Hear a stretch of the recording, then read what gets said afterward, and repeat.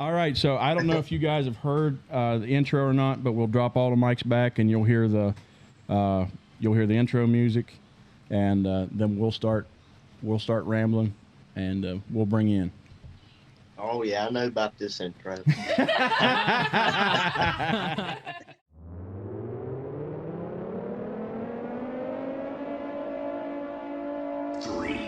2, 1.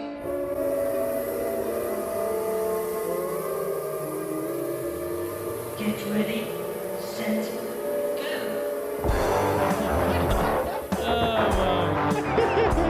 Oh my Lord! Yes. Is this thing on? I remembered it that time, Katie. You did. Remember. Can you ever get enough volume? No, I cannot. I can never get enough volume. That's why I'm constantly wrenching on these knobs over here. I love how his fingers are just go flying across the knobs like he's playing a piano. Dude, it's an artwork that I have not learned. Oh man. We got everybody sitting around the table here. It's pretty nice. It's nice. It's pretty nice. This is the way it should be. Yeah, I agree. We're missing one person on the show though. Yeah. Oh, John Sparks, the fireman. Yeah, that's his name. The ever sensual fireman, John Sparks. He's looking for that adrenaline rush. He's looking for something. Oh man! Well, today we actually got we got a guest on here. We got 3 guests, as a matter of fact. Aren't you gonna do any more introductions? Huh? Are you not doing any more introductions? Oh, I should. Yeah, for the first one. Now, see, Yeah, I always. you already did John's, and like, where's the rest of us? Yeah, Are John's we not here. chopped liver? We don't mean We got the on the show. We got Kanan, we got Mariah, and we got Miss, and myself, and that was very anticlimactic. That was a very poor. That was very disappointing. Now, see, just so we're clear on that, Usually, very disappointing. Usually, John's here, and he jumps right in and takes over when I start screwing stuff up. Yeah. So we need to jump on your butt and say that was disappointing. I am not happy. Please start over. And this chair keeps squeaking, and if I fall to the floor, you better leave that in the podcast. We got guests again. We got 3 guests. I got a little bio here for them, and I'm not very good at reading things and sounding professional. So let's try to work through this. We got Centerfire Bluegrass with us today. Good name, by the way. That's a very good name. Can Very you repeat original that sound. again? Center. I can't say center. Centerfire Bluegrass. Center. Oh, I like it. Yep. Okay. Yep. He says it the West Virginia way. Center. Instead of being like the northern girl like I am, center, it's sinner. No, you Sinner. you say it like It you're sounds a like you're sinner. a sinner. So center fire. Yeah. You say it like you're on your way to hell. Sinner's going to the fire. Oh, man. Centerfire Bluegrass is a traditional 3-piece bluegrass band from the Kaiser, West Virginia area, consisting of Christian C.J. Evans on guitar and vocals, Cole Hamilton on banjo, and Robbie Weaver on bass. These guys have quickly become one of the hottest bands in the tri-state area. In addition to playing festivals, parties, and backyard barbecues, the trio has also recorded on television episodes for Virginia Dream Center Stage in Harrisonburg, Virginia, which is a nationally televised music show on RFD TV. Oh, cool. They're available for bookings for your next get-together, and we'll make sure and get some contact information out there before the show's over. Guys, how you doing? Good. Oh, we're doing good. Heck yeah, man. So we got, let me make sure I got these names right. We got Christian. You go by CJ or Christian? Whatever you want to call me. I go by, most people call me CJ. All right, we'll do CJ. And then you got Cole on the banjo. Is that correct? Oh, yeah. Oh, yeah. Oh, yeah, man. Well, I'll tell you something. I've seen this guy. I've watched their videos play the banjo, and this little boy knows what he's doing. Oh, that's Awesome. amazing. Yeah, that's awesome. And it infuriates me to see somebody that young Yeah. when I've had a banjo in my house for my entire life, and I don't even know how to tune it. You gotta take it to the music store to have them tune it, right? Yes, indeed. Yeah. And then we got old Robbie on the bass there, right, man? Yes, sir. So tell me this, and whoever wants to answer, I know from, because I don't know if people know that listen to the show, me and Miss used to live over in that Kaiser area. I lived there from like 2008 until 2011. You only lived there for a few months after. Yeah, because we got married December, and I think we moved out June to come here for work. Mm-hmm. Yeah, I So- came back to the Grafton area. And Kanan used to come visit me down there all the time yeah. when we were. I didn't realize you were down there for so long, though. Oh, yeah. That's actually a pretty good span of time. Me and Kanan we used to go to the mall in LaVale, Maryland. Just sit there like little pervs, weren't we? Well, dude, I remember we was at Clinton Camp and you invited me to your Fort Ashby, and Uh-huh. over there you said the mall, the girls are a different breed. And boy, was you right. Was you right? I tell you something, guys. I remember when I moved there, somebody told me, they're like, I don't remember exactly how he put it. If he's like, there must be something in the water or something. It'll take out some mighty fine drinking water. Hey, Carrie Underwood, there must be something in the water. Must They be wrote that about the something. Hey Kaiser man, I girls. can get on board with that. Oh man. So we lived over there for a little while, and bluegrass is much bigger over there than it is here. And I went over there as a somewhat of a bluegrass fan, and I'll say right off the top, I'm not a huge bluegrass guy, but I go through spells with it, and I love to play it. It is Yes. so much fun to play. Yes. And You make yourself sick of it, is what you do. You Well- go for days where you do nothing but bluegrass, and you learn all the songs you can, and then you're like, I'm ready to move on. yeah, So I'm we done. go Yeah. back to Def Leppard. Yes. Yeah. Amen. Well, That's a good one to go back to, though. so we do. I enjoy playing it, and I do like listen to it. A lot of it too is nostalgia because Dad really liked it growing up. Yes. So I do have that little factor that figures into it. But it was so when I moved over there, being a part-time bluegrass fan or whatever you call it, I was really happy to see how popular it was over there. So that being said, I realize it's more popular in that area. But guys, what made you all decide to get into bluegrass? That's not something that most guys your age are really getting into. It's our family line, Mm-hmm. It's in our blood.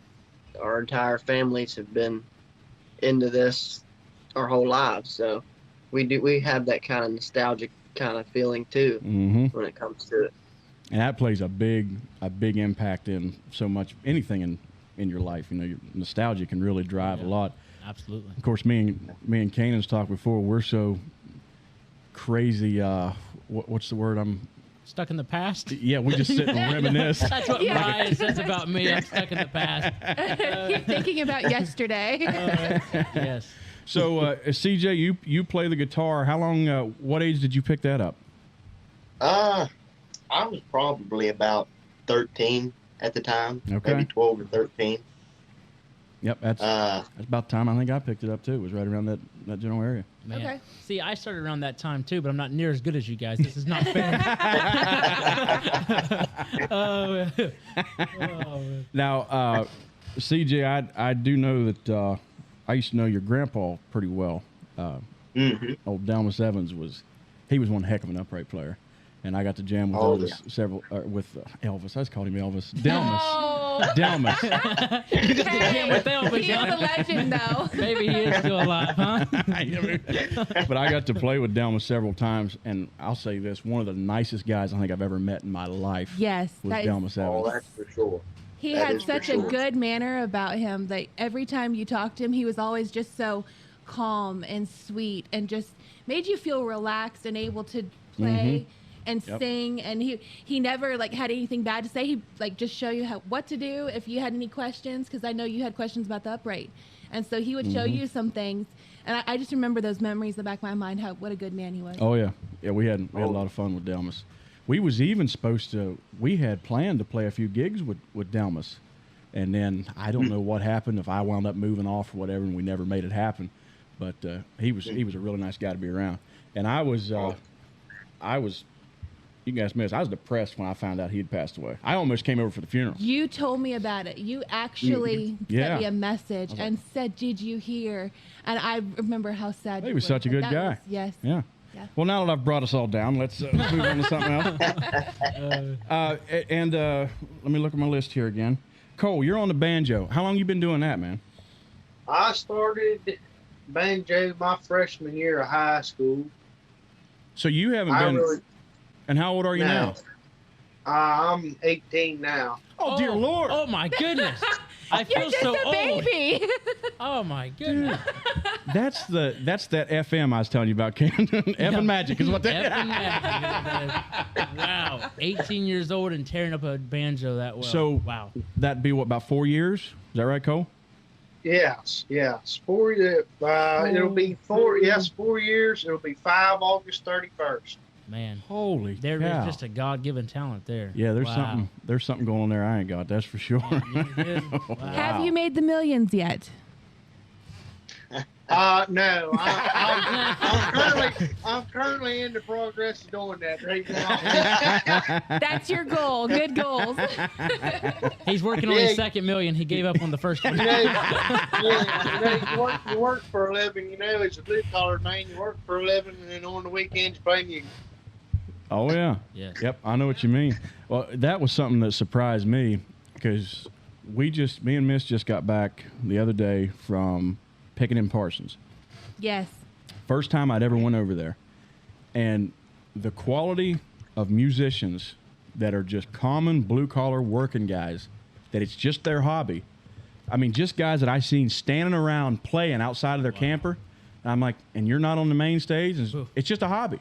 It's like, holy cow, That's man. unreal. That's awesome. Oh yeah, you all probably I don't know if you all met anybody up there, but you might have met Wayne and Sharon Staggs up there. Wayne's, I know that Wayne name plays the from upright somewhere. bass. I don't know. I played with some guys, but I only caught just a few names. And I didn't know anybody going in because that was my first year there. But I know I've Yeah. heard that name before. I just can't think of where. That group we saw the last night, they really. Balsam Range. No, I was talking about the jamming session. Oh, yeah. But yes, Balsam Range. Yeah, they with were Brian, amazing. Brian Tustin. We jammed with Brian Uh-huh. Tustin. And Clint something. I can't I remember his don't last think I name. know Clint's last name. But and then Connie, and then the other lady. I don't remember what her name was either. Now, Clint's a mandolin player. Yes. And what was fun about Clint was he was getting progressively drunker as the night went on. Did he get better or get worse? Well, he got a lot more.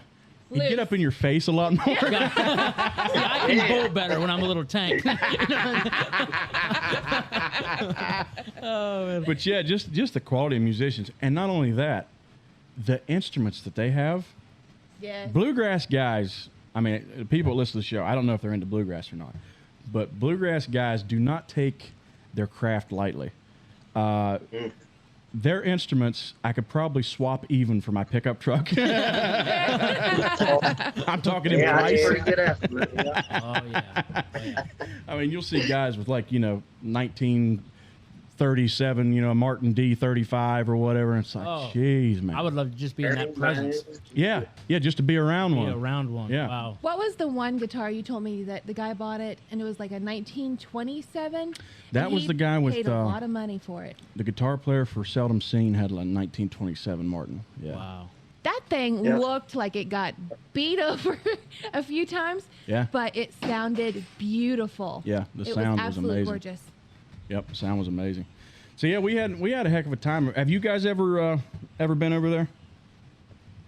No, but hopefully next year we're going to try to go up there and stuff. I started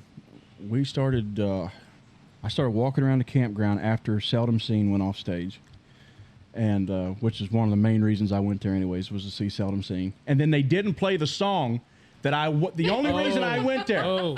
And everybody was taking, they were taking requests, and I'm like, when they're going off stage, it's like 10:30, and I'm like, we're shutting this thing down at 10:30.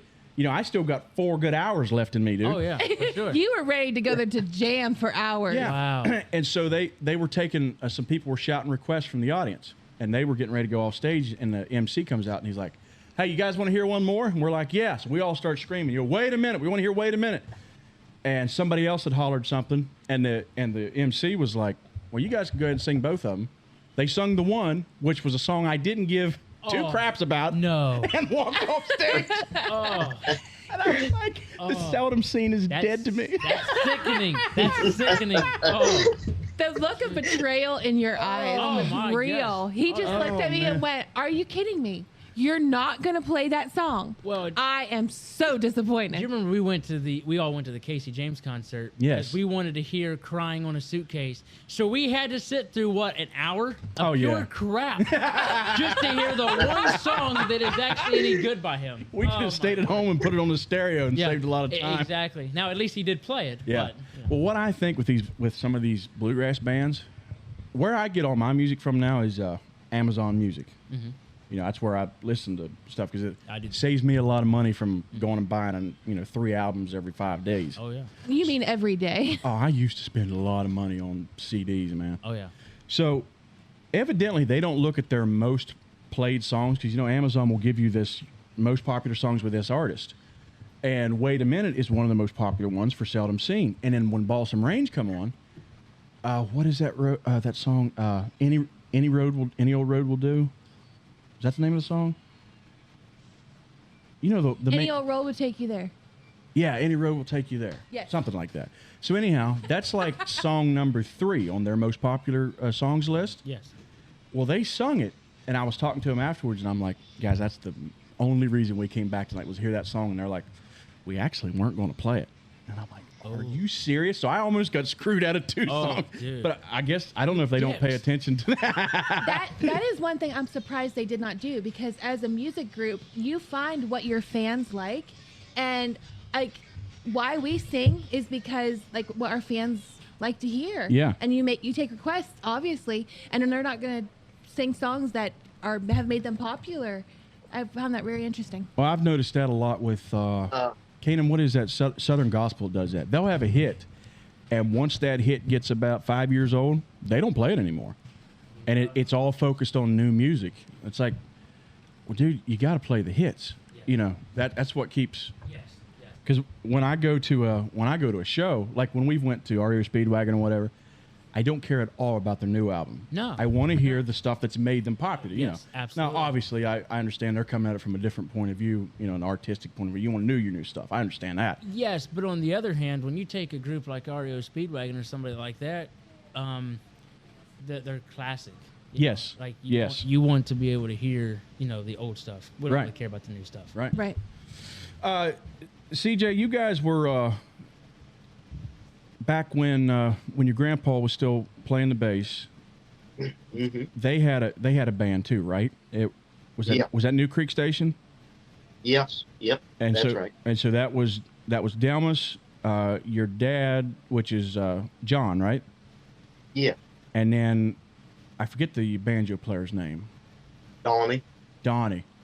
I think I saw them twice. They played twice. So I saw them once at Fort Ashby, and I think I saw them once at the Apple Harvest Festival there in Hampshire County.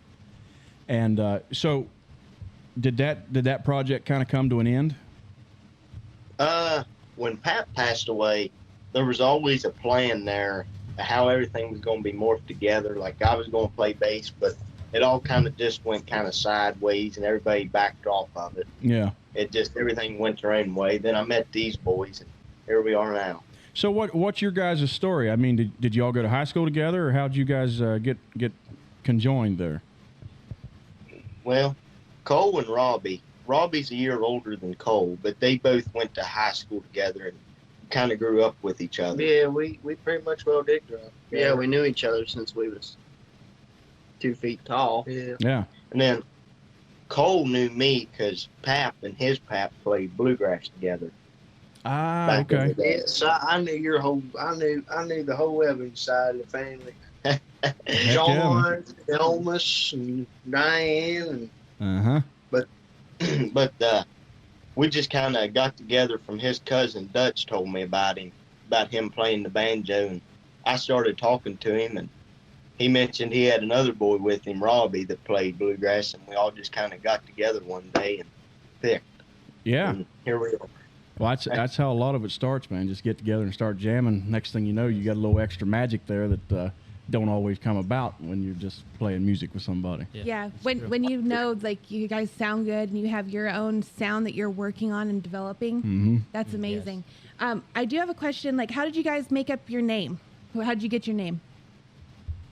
Well, we got our name from my cousin that had a band back in the day.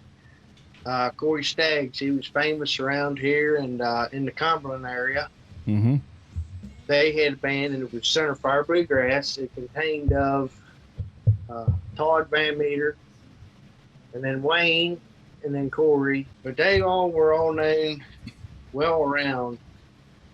Played plenty of gigs, and then in '97, Corey went on down in Cumberland to do the banjo competition. And whenever I talked to the guy, who was that, Robbie? You said you talked to him too. He was up against him down there.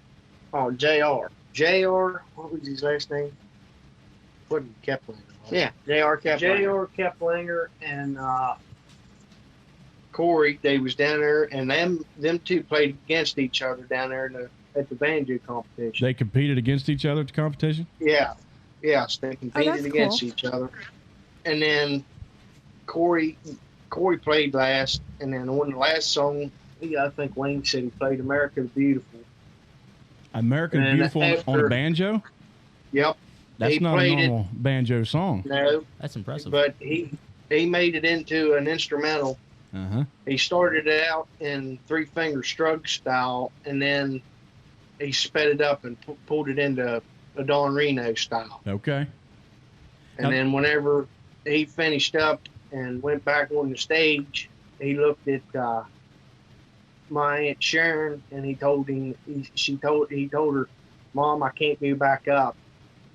And then he collapsed on the floor, and then they pronounced him dead on arrival to the hospital. Oh, now, so he died at a banjo competition?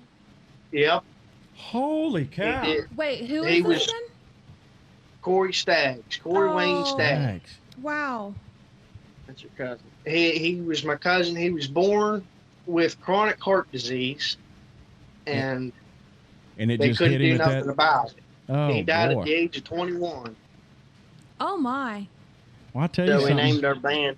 We named our band Centerfire in memory of him. That's very cool. Now, those competitions, that's kind of a thing that is that's kind of unique to bluegrass, I think, right?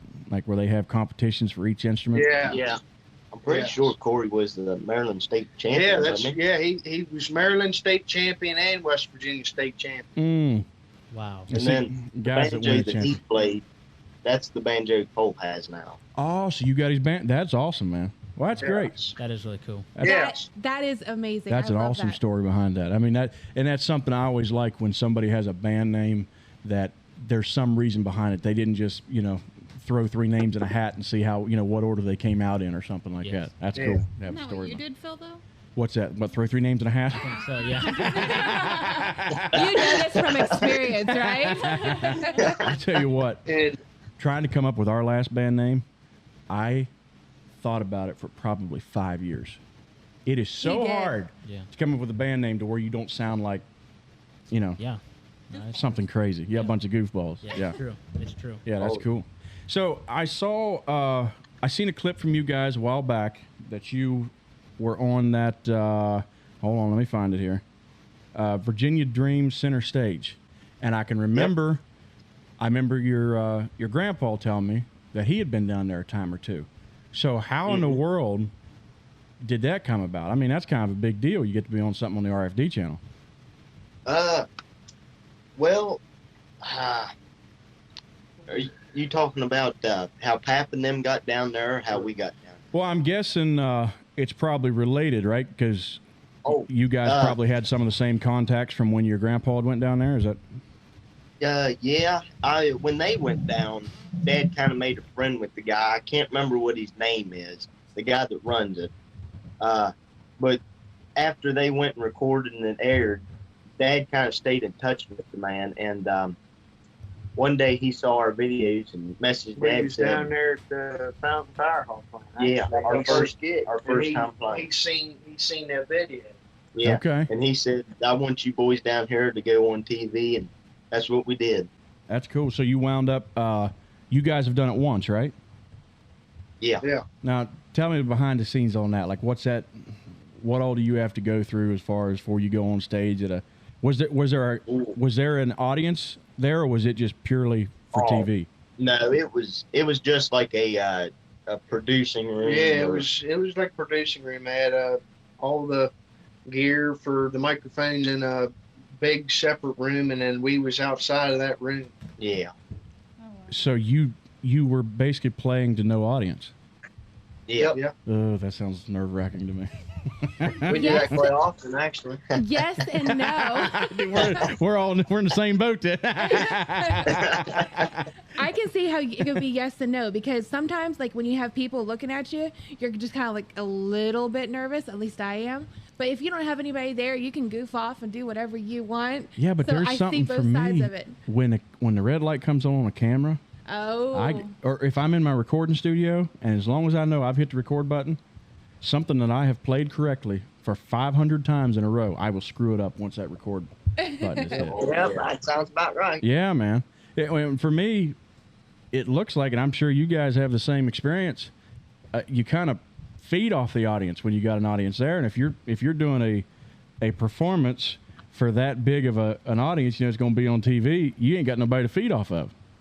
Oh yeah, Well- because I know when we went up to Berlin, I know before we got on stage when we were just getting ready to go up. I mean, I had butterflies in my stomach. Oh yeah. I was scared to death. And we got up there, and it just kind of pumps you. You get into the motion Yeah. of the playing. Yeah, It does. Whenever you get on there, it just sinks you in, and you don't know what's going. You don't know anything's around. Yeah, we just did a show. Would you like to be on Hillbilly Broadcast? Of course you would. Who wouldn't? If you find yourself in that category of people, please feel free to go to anchor.fm/Phil Sparks and send us a voice message, and we will play it on the show. You say, I'm more of an email guy or gal. Don't worry, we got you covered. Send an email to hillbillybroadcast@aol.com. You say, I don't like either of those options. I'm a Facebook-only individual. That's fine.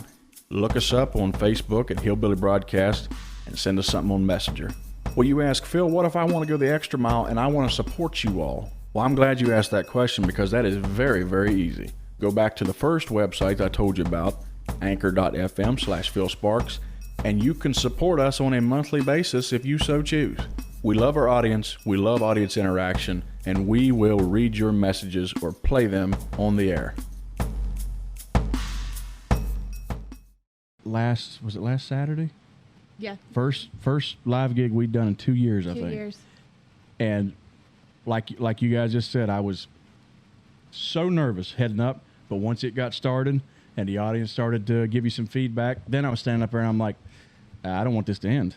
I want to let's turn this 1 hour set. We'll play every song twice for you. How about that?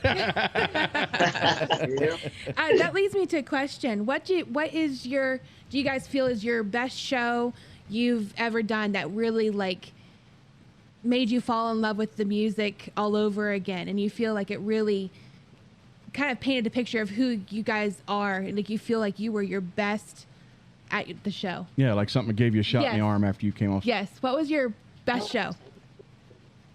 Probably the last time we played up there at the end. Yeah, the last time over at the movie theater there in Kaiser down Main Street, we played at the Indy on Main, and I think it might have been one of the first times they had a packed crowd like that in a long time.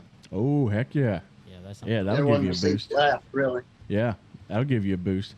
Now there are those times on the flip side of that where I've come down off stage and been like, I should never. I will never do this again. Yeah. Then I find myself getting back up there. Yeah. There's sometimes I'm like, well, when we launched into T for Texas at the last gig. Yes. Kanan, I messed it up so bad. He did. I didn't think I was going to recover. Oh wow! And we didn't have a second guitar player, so it was me and an upright bass. That was the instrument That was section. the instrumental. And I screwed it up so bad. I thought, I just need to lay this thing down gently and tiptoe off to the side. There's no hiding when it's just an upright guitar. There's no way to hide it. Nope. Oh, yeah. There's been a few times like it. And I remember what my grandpa used to tell me when I would travel and we'd go do a few gigs. He would tell me when he was trying to get me to come practice. He said, "Now, Phil, I'm not going up there and make a fool out of myself." He said, Oh yeah. So if we're not ready, I'm not going. Yeah. No, it's true. It's funny because you still say that. Like you're Yeah. like, if we're not gonna have a good session and we're gonna work really hard on this, we're not going. Yeah, because that terrifies me to get up there and realize I have no idea what I'm doing. I can't do the set list. I don't remember the words to the song. I don't. Yeah. But you do though. You just psych yourself. Oh, it usually always comes together, but there are times. That's like last time when we played up Canaan Valley. So before we do a gig, a lot of times we don't really know what all is going to happen, you know. But we'll set a song list that we think that is this amount of time. Mm-hmm. And prior to the Canaan Valley gig, we played a 2-hour set at the Indy. So we just used and we never made it through not even half our song. Mm-hmm. So we thought, we'll just use that list because that'll give us at least 3 hours. Yeah. So we played from 6 to 9. We took a break at 7:15, I should say. And by 8:30, we was completely out of songs on the list. Oh boy. Oh no. So we had to start making stuff up. How did that work out? Dude, I'm getting scared just listening to this. It went pretty bad. Pretty bad. Yeah. I mean, at least you're honest about it. Yeah. like we played Blue Moon of Kentucky, Mm-hmm. and we have never played that song in our lives. Oh. Oh, But it actually- no. Yeah, that song went pretty decently compared to some of the other ones. Oh. Dude, At least you know how not to do it anymore. yeah. Yeah, right. Yes. I am always more comfortable if I have too much material, you know, instead of running out, because you start Absolutely. running out of material. That's when you start to panic, like the guys were just telling us about. Yes, absolutely. But as rough as that went, I thought when we was playing in the middle of that mess, I thought, man, no, this will be the last time we ever play here.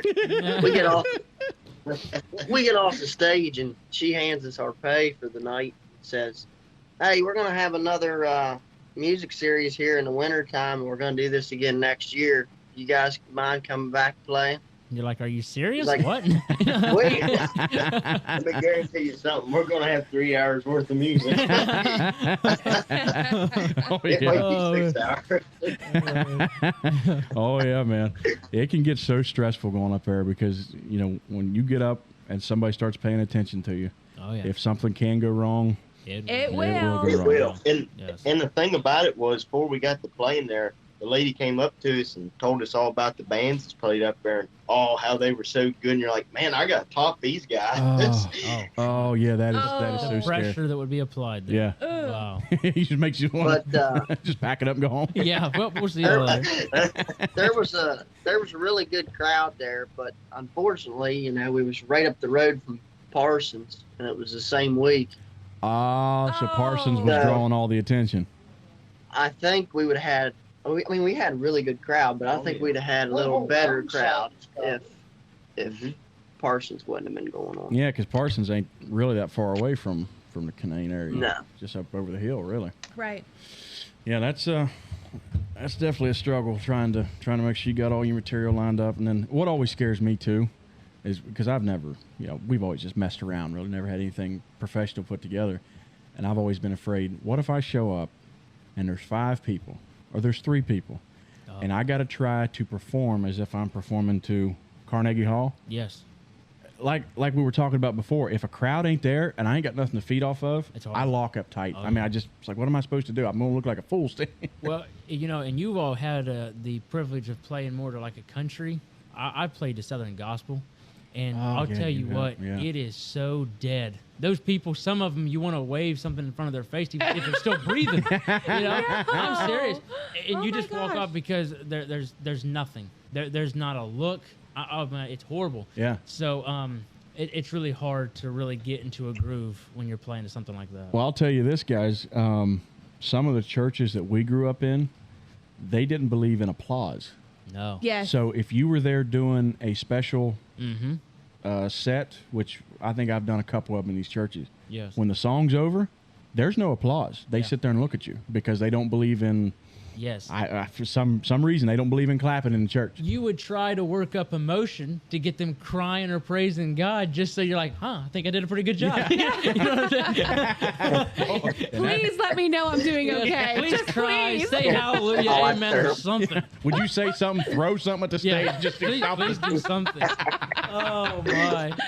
Oh. Now, what would you guys say as far as like the national groups or the music you like to listen to? What's your biggest influence that y'all pull from to try to shape your sound? That's a big one. Yeah. Well, you know, I'd like to say there's a lot of different styles of bluegrass. Oh yeah, You know, yeah. there's a newer style now, and Ranges all the way pretty much from Bill Monroe to the Punch Brothers, pretty much, and that's a pretty wide spectrum. right, and you know, you got even older stuff. You got like String Bean and those guys that played, you know, black and white stuff. Yeah, yeah. But we try to mix it all in. But for what we are, we're mostly just the older stuff. Mhm. We don't really play with a whole lot of the newer stuff. Like Earl Scruggs, Scruggs, Oh, yeah. Don Reno, Yeah. Clinch Mountain Boys. Well, you can't go wrong. You can't go wrong, kind of going back to that stuff because those are the old standards. That's if you're playing to a Right, to a- and then we mix our own little, you know, yeah, what do you call it? Our own little play pattern to it. Yeah. yeah. We'll put a hard drive into it. Yep. Sometimes.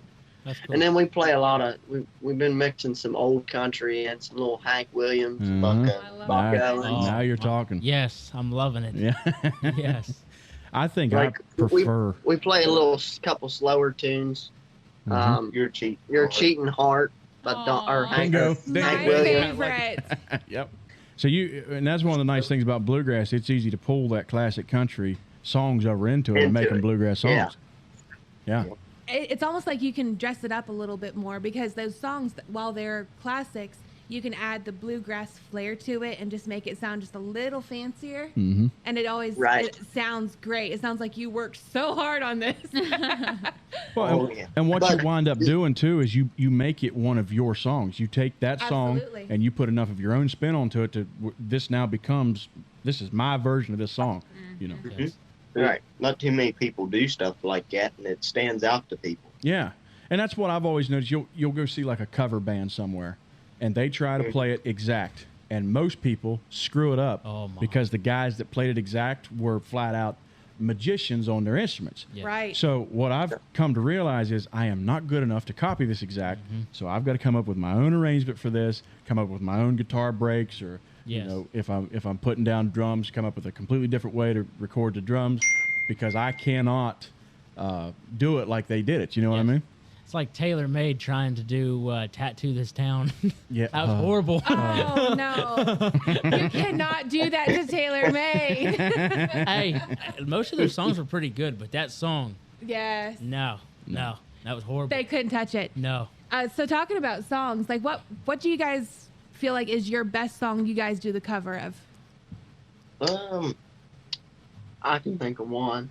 Go for it. Blue Ridge Cabin Home. Blue Ridge Cabin Home. I've not heard that Flat and one. Scruggs. Flat and Scruggs. Write that down, miss. I got to do some homework now. Okay, say it again. Or even another good one. Sometimes we'll do Katie Daly is a hard driver we do sometimes by Ralph Stanley and the Clinch Mountain Boys. Say the name of that one again. Katie Daly. Katie Daly. So Blue Ridge Mountain Home and Katie Daly. I gotta learn these two.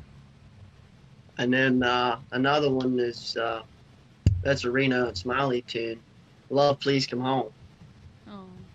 Love. That's a Please good Come one Home. to do. I don't think I've heard that neither. See, this is something I ran into, guys, when I was up at these. excuse me, up at these jams. I don't listen to enough of the bluegrass standards that I spent some time standing around there with my pick in my hand. Just standing there with my guitar pick. That's when you got to make it up. I know. And they'd be like, you know this one? I was like, well, guess I'm about to. Yes, indeed. Now, what kind of, do you get a pretty good reception in that area? Oh, yeah. But the real reception we get's mostly the older people. they come and see us a lot more because a lot of the younger people or middle-aged younger folks, they listen to that new stuff, that country rap and stuff like that. Yep, I know what you mean. Too hot on that. Yeah, which I used to be all into like prime country or modern country, and then it started just taking a turn that for the bad. I can't do it anymore. No, it's horrible. So that's when I started looking more into the classic country and then some of the bluegrass. And I was listening to some guys the other day, and they were doing a whole podcast just basically on the history of bluegrass and breaking it down and talking about how it works and how it's arranged and all that. And they said most people's reaction, their first reaction to bluegrass is, yeehaw, just all these stupid, all these. Whoa, we need a clip of that so I can push it at any given time. Yeehaw! Just all of these. Yeah. All of these. Yeah, send me that clip. I'll put it on our Facebook page. Oh my! But it's just all these stupid, hillbilly stereotypes that they're like, oh yeah, now you're gonna do some dancing, and something stupid like that, because they've watched the movie Deliverance or something.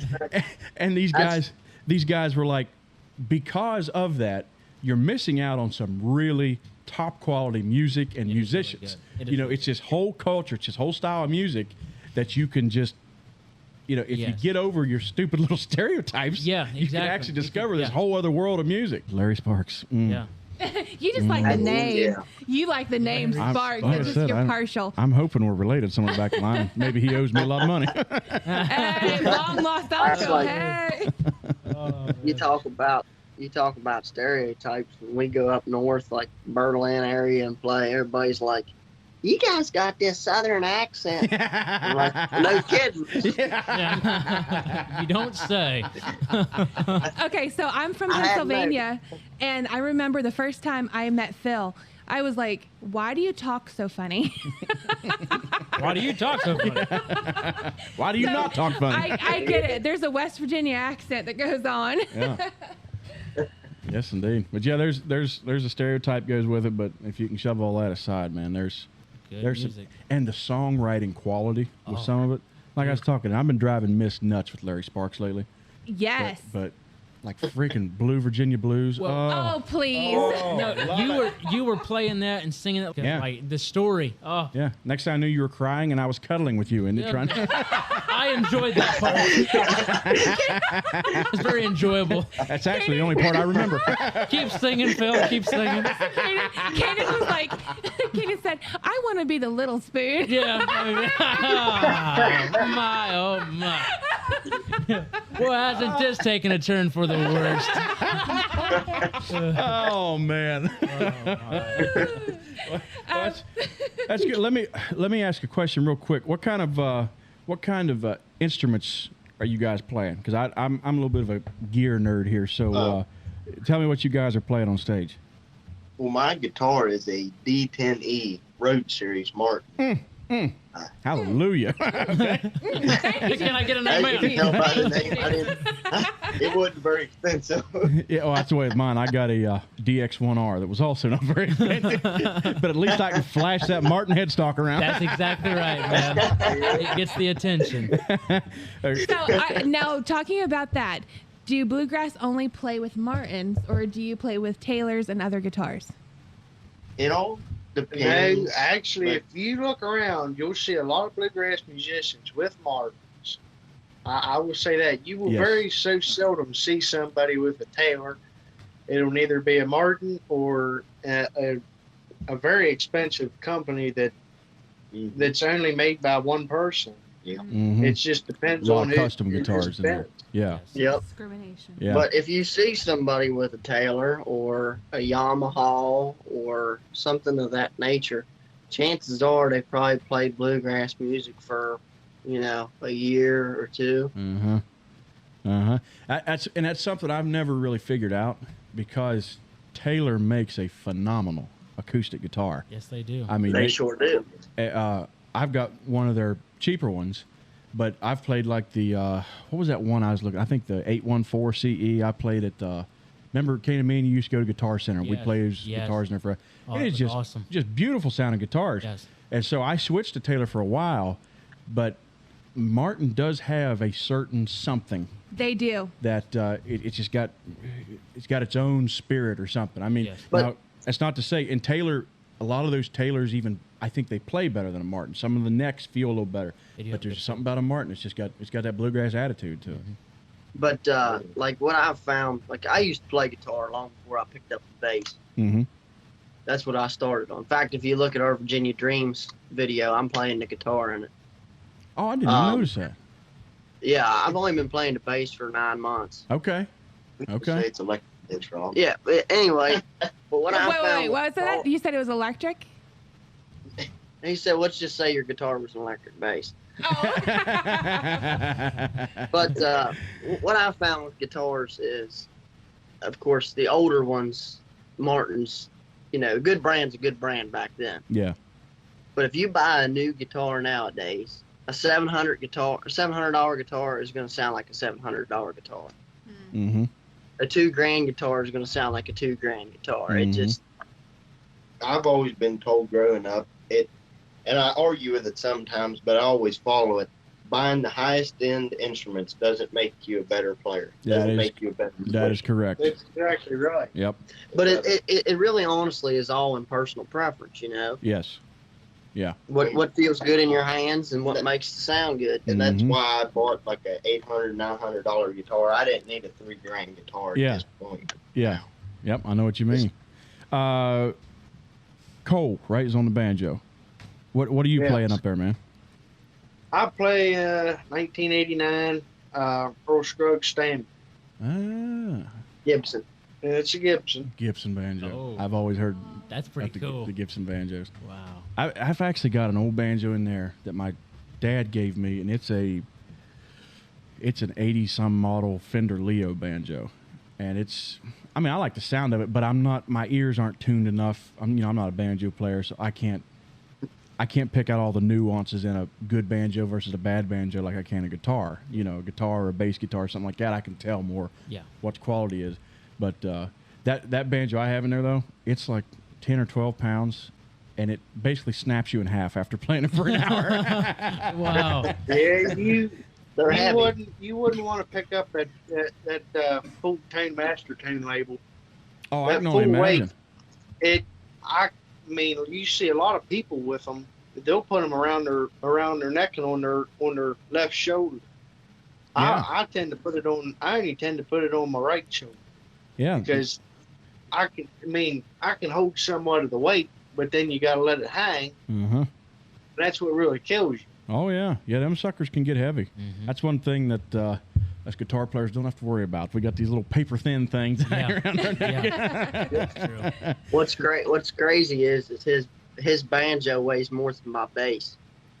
Holy Oh cow. my word. My bass only weighs around 35 pounds. I can pick it up with one hand around the neck. So But how heavy is your banjo? I'm not really too sure. I haven't had the courtesy to put it on the scale. Well, we need to put that on the You scale. need to put that- Yeah.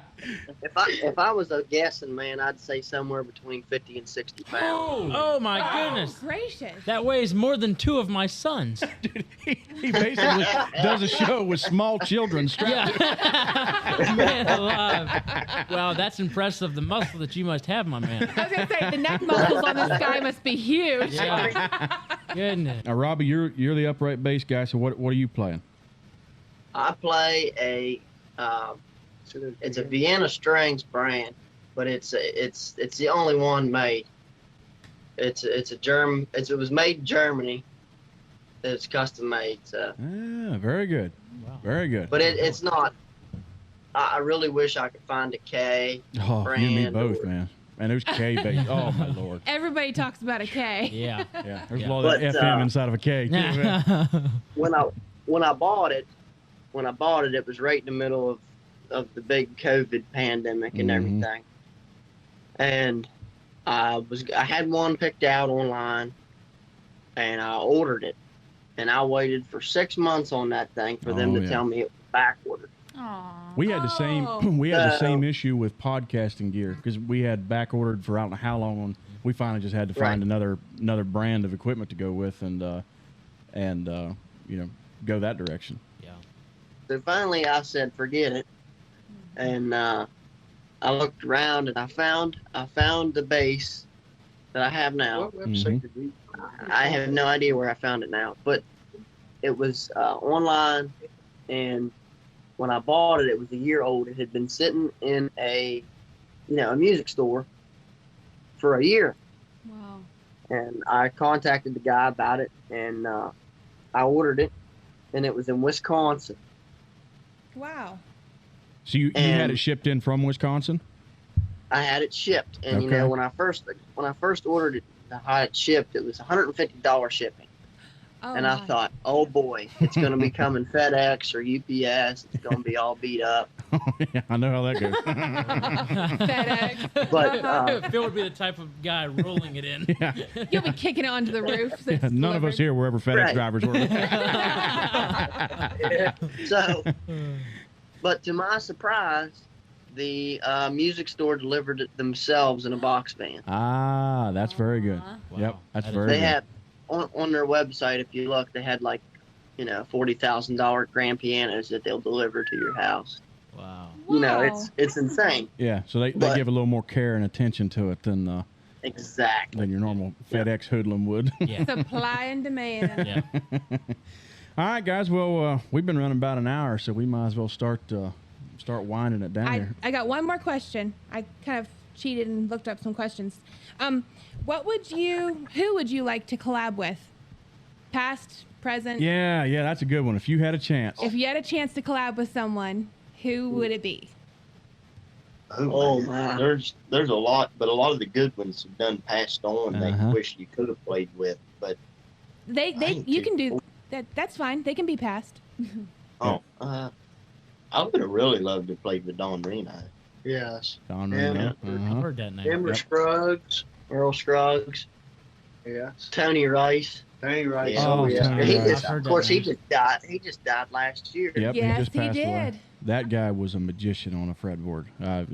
Stuff Yeah. I still Oh, can't yeah. wrap my mind around. J.D. Crow in the New South. That'd have been a good band to play Uh-huh. with. I think some of these I'd have just liked to been a fly on the wall, Oh. just not even play, but like Yeah, just right. be around. Just to be around him. Yeah, just to be around Bill Monroe. But then I've also heard Bill Monroe was a little bit of a horse's rear end to be around, so I may not enjoy that too much. You may be the fly that got squashed by Bill Monroe. You'll be the fly guest.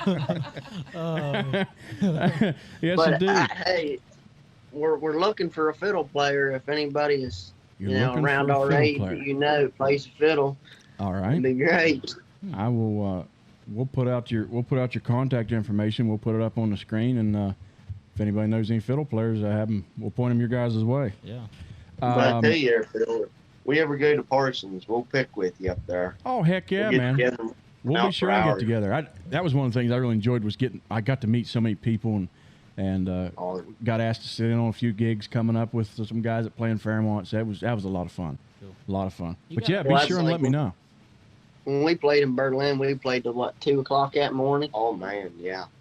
Yep. Nice. But the We did a thing, little of that the too. thing about it was, we walked over to this one. We heard some good music coming, and we started to go up and ask them if we could play, and they said they're too good for you.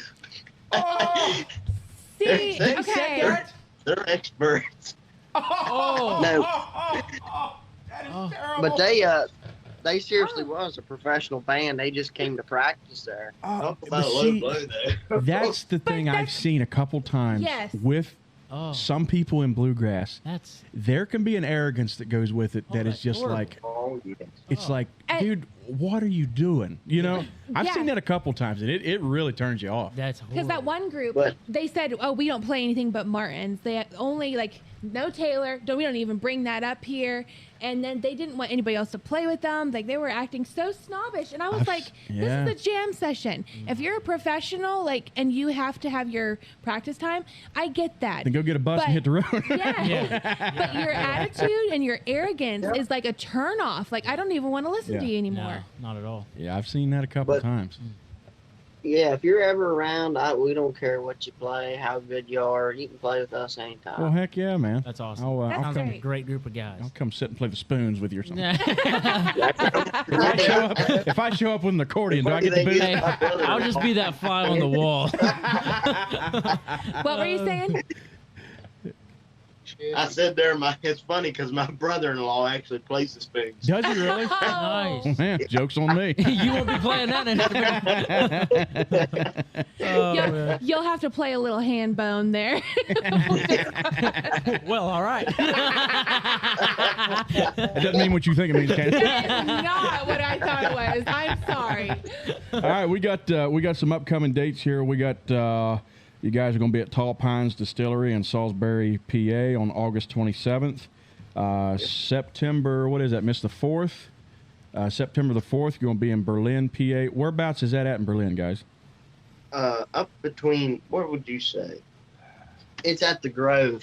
It's kind of The Grove in Berlin. The Grove in Berlin. Okay, and that's September the 4th. Yeah.